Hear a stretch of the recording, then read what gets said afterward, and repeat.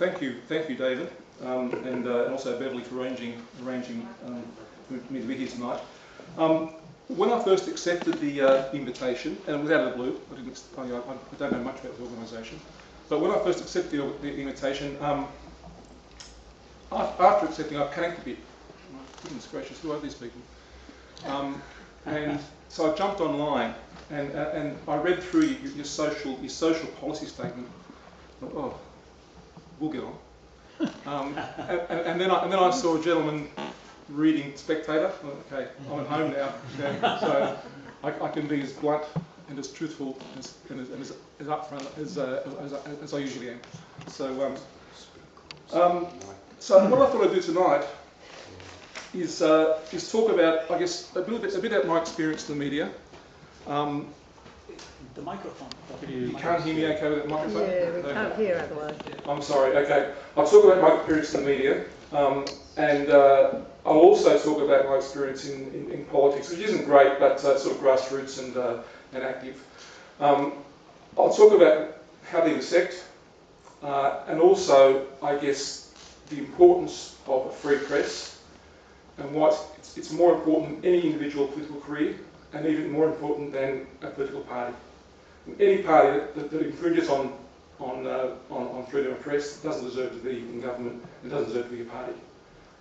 We saw it happen some years ago. It was disgraceful, and we can never let it happen again. So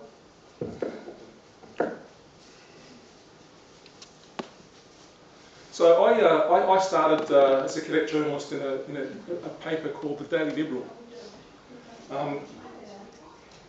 It wasn't a liberal conservative newspaper, it was just the name of the newspaper. It was a daily, it was based out in Dubbo, it still is based out in Dubbo. And it was part of the Fairfax regional newspapers. From the Liberal, I was moved around to Cowra. I worked in Bega, in Merimbula, and then ended up at Cumberland Newspapers, which is a News Limited organisation based out of Parramatta, but had newspapers through Manly Daily, Northern District Times, Upper North Shore and North Shore Advocate. And I worked on those suburban newspapers for some years before moving to the Daily Mirror. The Daily Mirror was an afternoon newspaper in Sydney, and I was only there for a couple of months. I was seconded from the North Shore Advocate to the Daily Mirror just before it merged with the Daily Telegraph.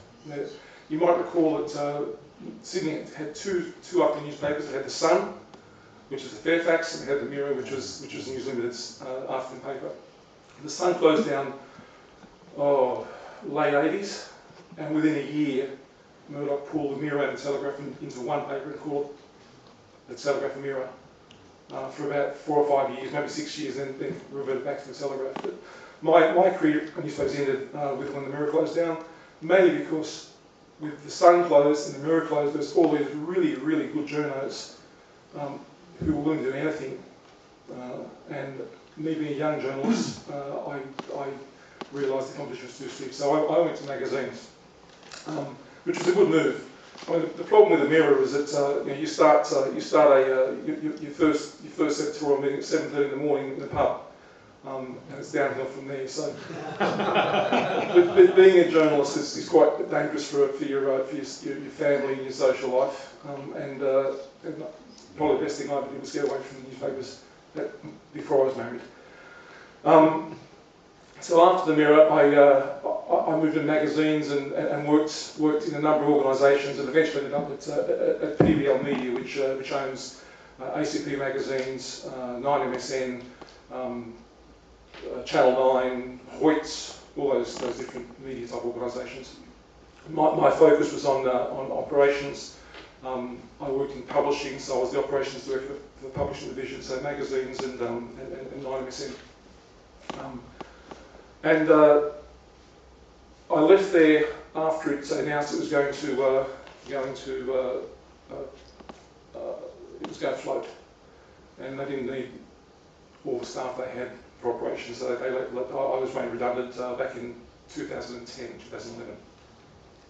Since then I've been contracting. But recently I've started, this is my plug, I've started an online news site called Politicon. It's a site that I guess comments on politics, and I'm not just sort of making issue of Labor politics, I'm also making issue of Liberal politics. Even though I'm a Liberal Party member, I think there are too many people in the party who don't belong in the party. Thank you. And they need to be exposed, Yeah. because they really are political wolves dressed in conservative clothing. Yeah. And this site, by all means, it's free to subscribe. My business card's here. If you want to give me your business card, I'll subscribe you if you'd like. But it basically, we're looking at people who are in the centre-right Conservative Party, who are in this very chamber looking to water down bestiality laws, and that just doesn't cut it for me. No. What laws, sorry? Water down. Bestiality laws. Well, And pedo laws. Off the back of late-term abortion, bestiality laws, and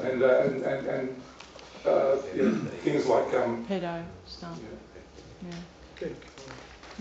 Well, go on.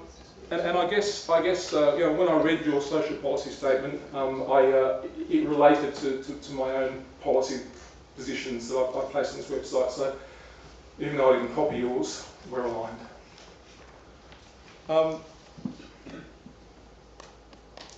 So that's my media background. I guess I'll talk very briefly about my political background. So I joined the party in around 2000.